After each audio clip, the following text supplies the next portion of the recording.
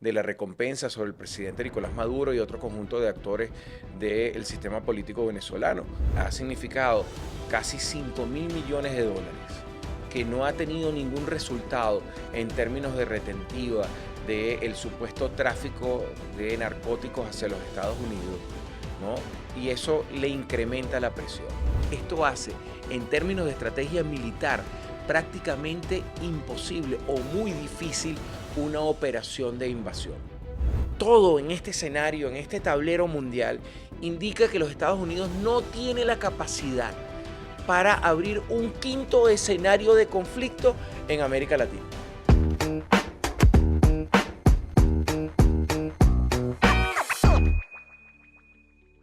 Porque no hay futuro sin historia. Nos encontramos en este espacio de ANTV, así lo vemos. Esta semana en Venezuela han ocurrido cosas interesantes y en el mundo que no podemos dejar pasar por debajo de la mesa. Lo primero es entender firmemente que seguimos en medio de una gran operación de guerra cognitiva. Y cuando hablamos de guerra cognitiva, no hablamos simplemente de una guerra compleja o de una guerra híbrida, sino que hablamos de una acción que tiene como epicentro el cerebro. Y esto implica, en el caso específico, no solo de Venezuela, sino lo que está ocurriendo en el mundo, una mezcla de varios elementos. Desde estudios que tienen que ver con la neurociencia, con el uso y los mecanismos a través del cual desde el cerebro creamos funciones cognitivas, desde la robótica, desde la cibernética y su relación con las redes sociales. Y entonces ahí es necesario comenzar a desmontar varios de los elementos. Lo primero es que ha decidido el Departamento de Guerra de los Estados Unidos incrementar su presencia en el Caribe. Están enviando hacia las costas del Caribe el portaaviones Gerald Ford, un portaaviones de última generación, intentando de alguna manera tener mayor presencia. Esta es una operación que comenzó, como debemos recordar, el 17 de agosto. Es decir, hoy que estamos en 17 de noviembre, estamos viendo cómo está cumpliendo 3 meses. Cada uno de esos días, de estos 90 días, son 50 millones de dólares. Son 4.500 millones de dólares para mostrar qué cosa. Mostrar 11 lanchas destruidas, un aproximado de unas 35, 40 víctimas cuya nacionalidad aún no está muy bien definida. Y detrás de esto hay varios elementos. Lo primero, insisto, es el tema de la guerra cognitiva. Es el esfuerzo de generar miedo, de generar zozobra. Esto fue acompañado por el incremento de la recompensa sobre el presidente Nicolás Maduro y otro conjunto de actores del sistema político venezolano, buscando con ello un colapso social o un pronunciamiento o el intento de repetir lo que se llamó la revolución de colores, que son acciones de movilización de masas, tal como acabamos de ver recientemente en México, por ejemplo, o las que generaron el cambio en Ucrania en el año 2014. Pero en segundo término, y no por eso menos importante, es que hay que comprender lo que también hay detrás, un componente eminentemente económico. No solo que están gastando muchísimo en la operación militar, sino que los Estados Unidos se encuentran acorralados desde el punto de vista del comercio mundial. Cerca del 85% del comercio mundial se realiza a través de vías marítimas. Y cuando observamos lo que en teoría denominamos el poder marítimo, que no solo tiene que ver con la cantidad de destructores, de portaaviones, de lanchas misilísticas, etcétera, que se tiene, sino que tiene que ver con la marina mercante, con aquella disposición de transporte para comerciar de un punto a otro. Y cuando vemos las cifras que a nivel mundial hay, conseguimos entonces una sorpresa interesantísima. En primer lugar, en términos de poder marítimo, está China. Luego está Rusia y luego está Estados Unidos.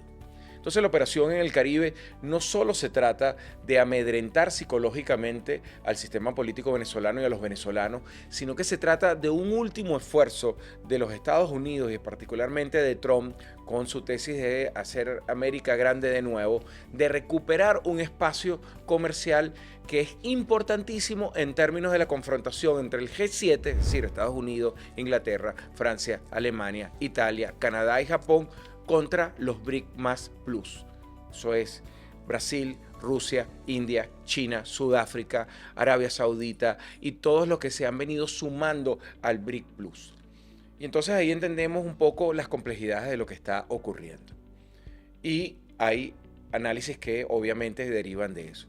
Insisto, una operación que ha significado casi 5.000 millones de dólares, que no ha tenido ningún resultado en términos de retentiva del supuesto tráfico de narcóticos hacia los Estados Unidos, ¿no? Y eso le incrementa la presión. Si además a este contexto internacional del cual estamos hablando, que es una operación, insisto, que busca no solo un cambio de régimen en Venezuela, sino el intento de recuperar una hegemonía en el espacio marítimo, muy acorde con las teorías geopolíticas norteamericanas de control del mar, entonces tenemos que ver la situación interna. Resulta que el presidente Trump acaba de perder uno de los bastiones dentro de la política norteamericana, como es la alcaldía de Nueva York. Y la acaba de perder no ante cualquier actor político. Estamos hablando de un hijo de musulmanes, que se declara además musulmán, y eso implica una cachetada a la política de Trump de islamofobia. Pero en segundo término, no solo que gana un hijo de musulmanes, sino que dice que va a gobernar para los inmigrantes. Y además esto tiene implicaciones para las asociaciones estratégicas que tiene Trump, porque esto significa que a futuro, y ya lo ha dicho el nuevo alcalde de Nueva York, no va a permitir la entrada de Netanyahu, que está solicitado por la Corte Penal Internacional por crímenes de lesa humanidad ante el genocidio que está ocurriendo en Palestina. Pero estamos hablando además que Nueva York, que es la cuna del mercado financiero, del mercado especulativo, de la lógica del poscapitalismo, pierde Trump.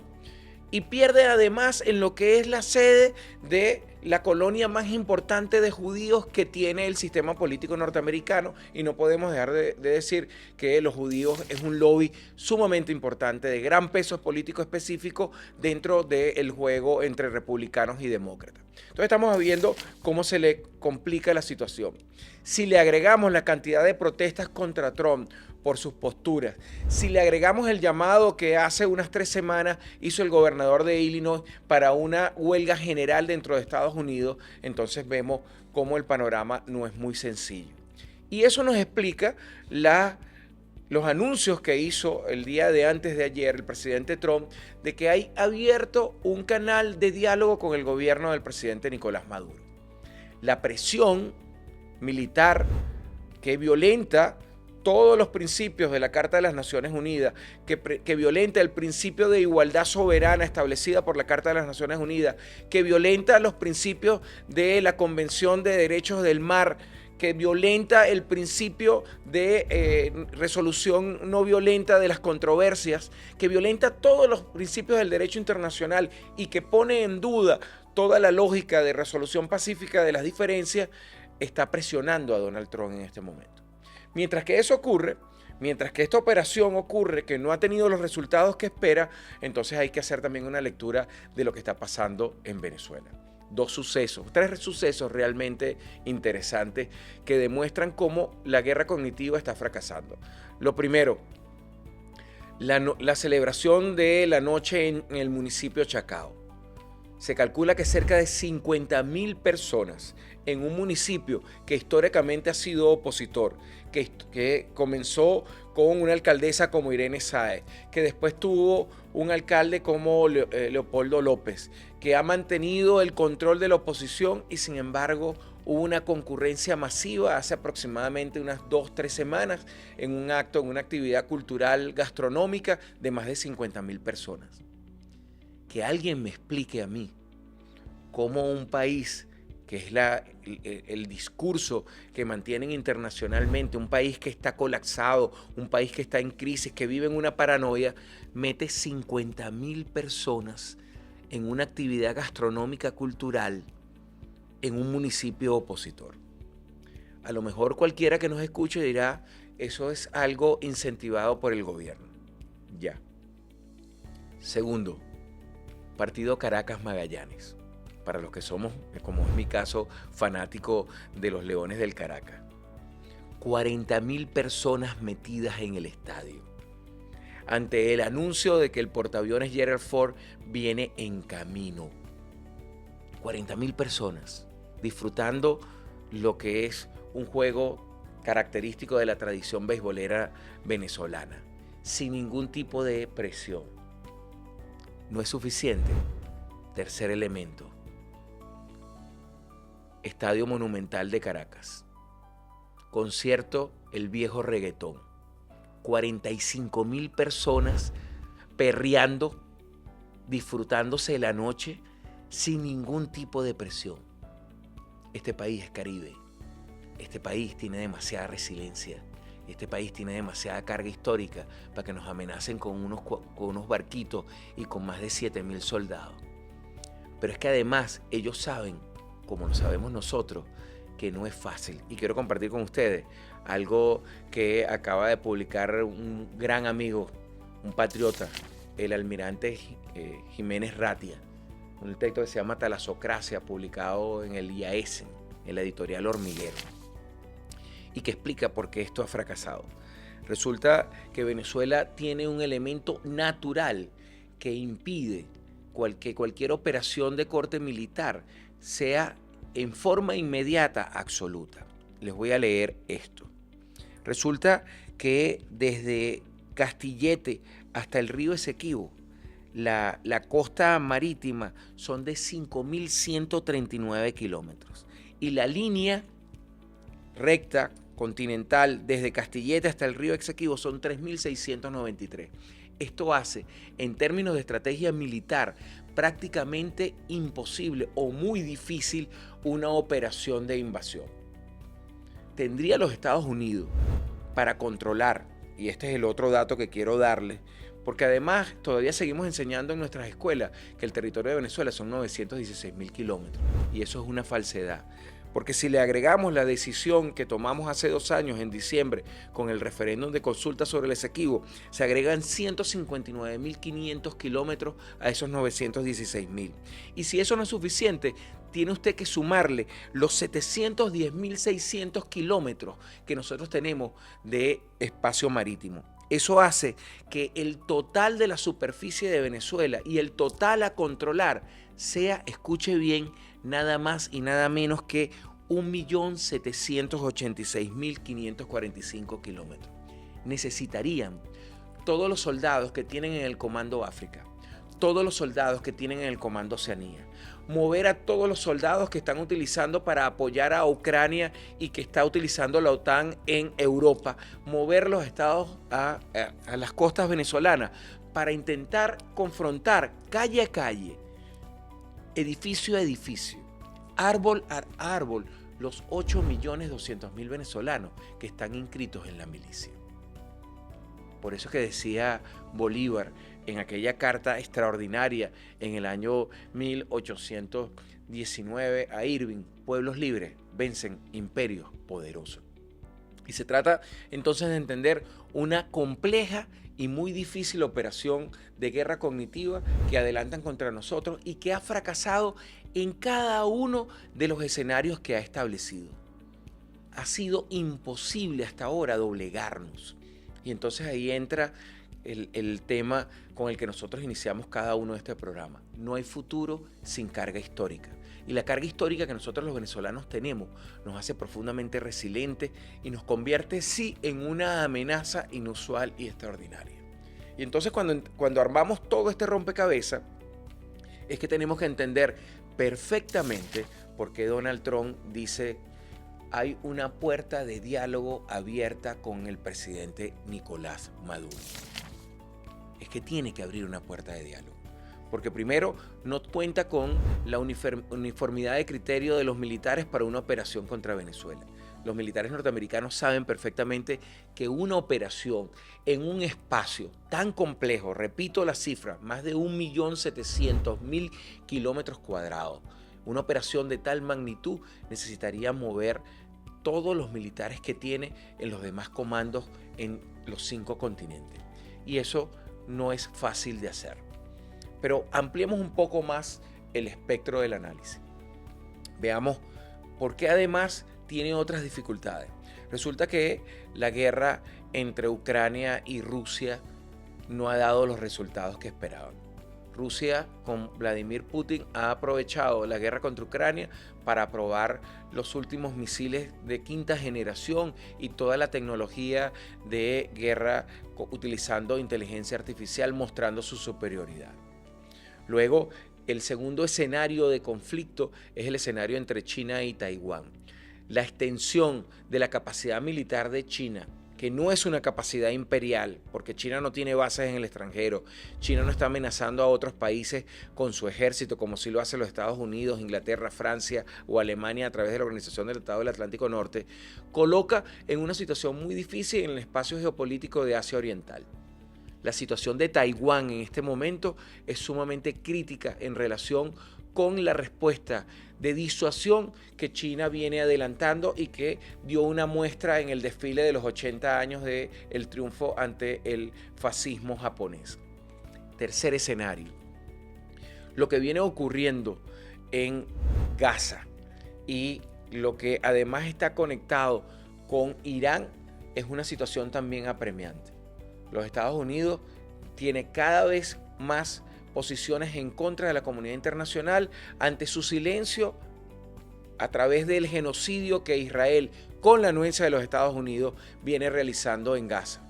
Y la respuesta que Irán viene construyendo en esa zona, que dificulta por lo tanto la salida de petróleo del déficit que tienen que cubrir los Estados Unidos. Repetimos la cifra que lo hemos dicho en otros programas. Tiene un consumo de 20 millones de barriles diarios y solo está produciendo 12.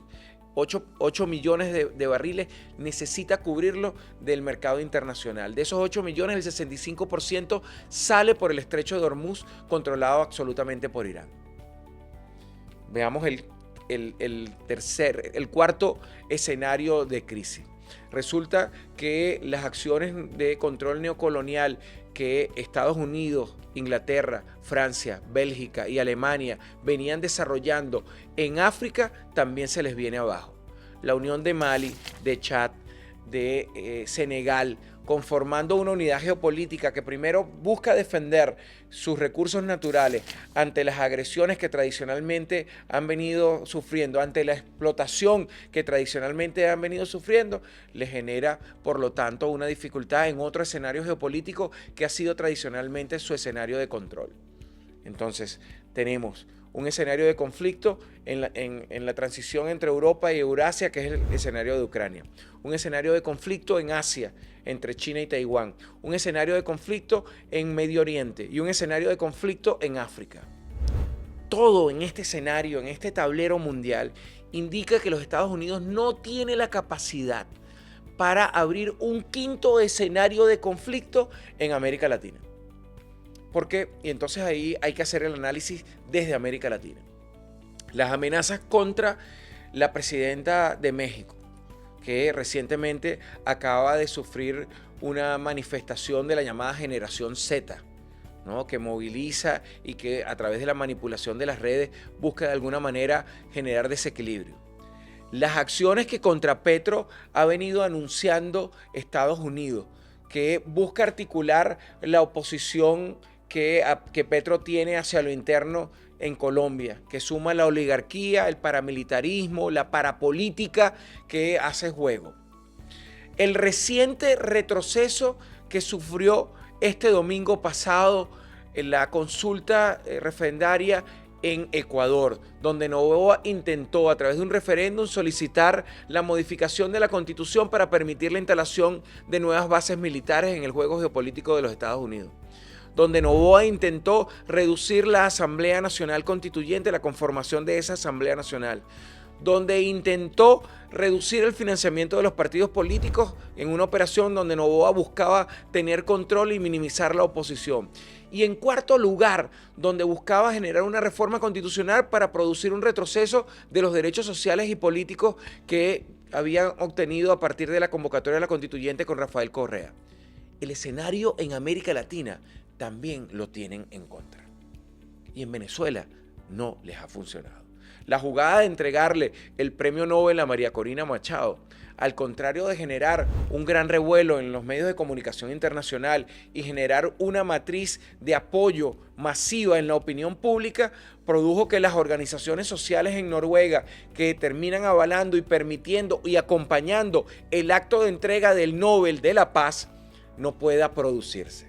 Eso significa que la operación en la cual se invirtieron enormes recursos en términos de lobby, que permitió la entrega del premio Nobel, que además en sus últimas 4 entregas ha sido siempre entregado a sectores de oposición en países en los cuales Estados Unidos tiene interés geopolítico, demuestra que el Nobel de la Paz se ha transformado en un instrumento de presión en términos de comunicación y que en este caso la entrega del Nobel a María Corina Machado también fracasó. Y mientras esto ocurre entonces, los venezolanos estamos en una profunda crisis. 18 para 19 va a ser el amanecer de la chinita en el estado Zulia. Yo los invito a que vean las imágenes de lo que va a ser ese amanecer y vean la expresión de tensión, de paranoia, de psicosis colectiva que le van a ver en el rostro de los maracaiberos que van a ir al amanecer y de la cantidad de venezolanos. Veía el fin de semana una columna de motorizados, ¿no?, de motoaficionados que iban hacia Maracaibo atravesando el puente para disfrutar el amanecer de feria, donde van a estar conjuntos como Maracaibo 15, Cardenales del Éxito, Gran Coquibacoa, Barrio Obrero de Cabimas, ¿no? Y entonces este es un país donde, a pesar de todas las acciones, nosotros seguimos sonriendo, seguimos avanzando. Y eso es lo que nos transforma a nosotros los venezolanos en una grave amenaza. Y es lo que obliga a Trump a decir: tenemos un canal de conversación con el presidente Nicolás Maduro. Mientras eso sigue ocurriendo, mientras que todas las estrategias de manual siguen fracasando, ¿qué hace el presidente Nicolás Maduro y qué hacemos los venezolanos? El presidente Nicolás Maduro llama a una reconfiguración de las estructuras del partido en un proceso de consulta. El 23 de noviembre hay la 34ª consulta democrática que hemos vivido los venezolanos de 1999 hasta este año 2025.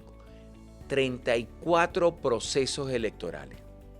Me gustaría, como profesor de Historia y Ciencias Políticas que soy, que algún académico norteamericano, que algún académico en la London School of Economy, que algún académico de la Universidad de Berkeley o algún académico de la École, de la Escuela de Altos Estudios de Ciencias Sociales en París, me diga si en Francia, si en Inglaterra o en Estados Unidos han hecho en 26 años tantos procesos electorales como los que aquí en Venezuela hemos hecho. Porque ese es otro elemento que nos convierte a nosotros en una amenaza inusual.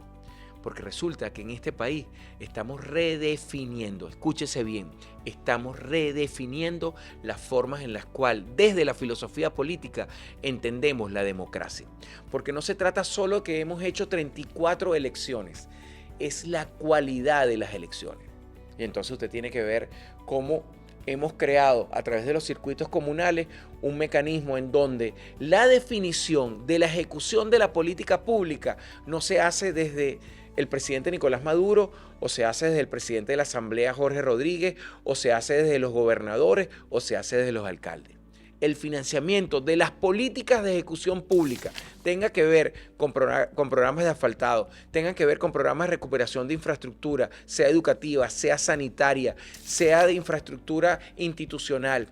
Los programas que tienen que ver con atención a aguas blancas, aguas negras, que tengan que ver con dotación de electricidad, modificación de transformadores, construcción de escuelas, construcción de ambulatorios. Lo deciden compañeros y compañeras que nos ven, así lo vemos, lo deciden las comunidades.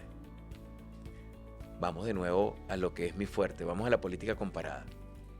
El gobierno de Trump se encontraba hasta hace poco paralizado porque no había obtenido autorización, no había logrado obtener la votación necesaria en el Congreso de los Estados Unidos para aprobar el presupuesto del año 2026.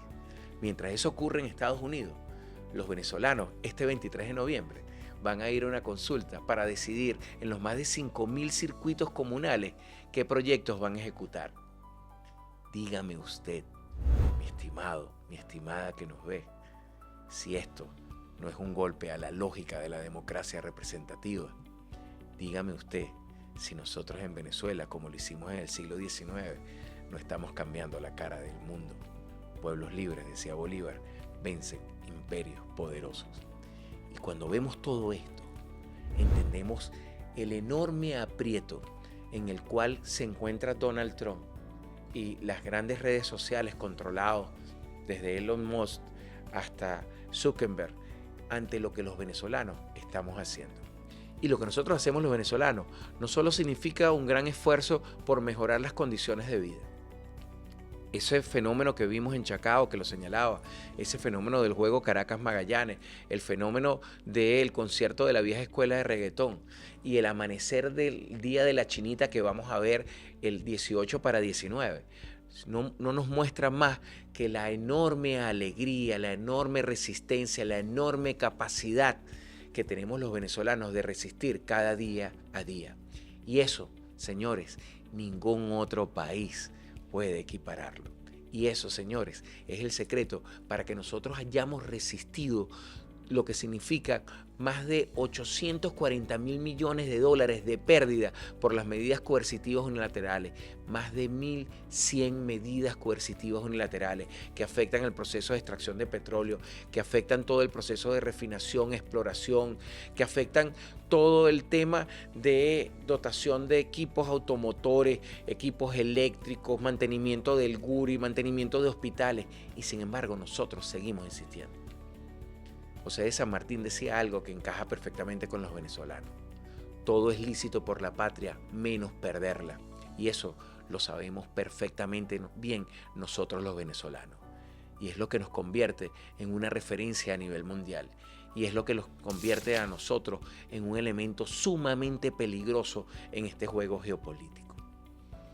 Y cierro con algo que debe llamarnos de alguna manera a la reflexión. Cuando vemos en la historia de la humanidad cómo decayeron los grandes imperios, todos los grandes imperios decayeron con una gran confrontación. Comenzando por el imperio persa, que tuvo una crisis a partir de la expansión que Alejandro Magno iba a llevar adelante. Pasando por el imperio romano y la invasión de los bárbaros. Pasando indudablemente por cómo España, que a partir del siglo XV se transformó en la gran potencia, cómo las guerras de independencia del siglo XIX dieron al traste con eso y terminó con la guerra hispano-norteamericana de 1898. Cómo Inglaterra perdió también su hegemonía a partir de la finalización de la Primera Guerra y con la independencia liderada por Mahatma Gandhi en la primera mitad del siglo XX. Y vemos ahora cómo Estados Unidos va perdiendo progresivamente la hegemonía que construyó a partir de la finalización de la Segunda Gran Guerra en 1945. El mundo está cambiando y Venezuela es una parte esencial de ese cambio, por nuestros recursos naturales, por nuestras reservas de agua, por la condición humana que tenemos los venezolanos, por la carga histórica que tiene nuestra historia, por nuestra posición geopolítica y geoestratégica de primera, pero sobre todo por el ejemplo de lo que nosotros hemos hecho y de lo que significa, sin lugar a duda, esa resistencia que hemos mantenido desde que Chávez dijo ese por ahora y que Maduro ha continuado día a día, acompañado de mujeres y hombres que con su esfuerzo, que con su dedicación, que con su amor, hacen aquello que decía Mario Benedetti en ese maravilloso poema: juntos somos más que dos. Esto es Así lo vemos, nuestro podcast en ANTV. Nos vemos en un próximo programa.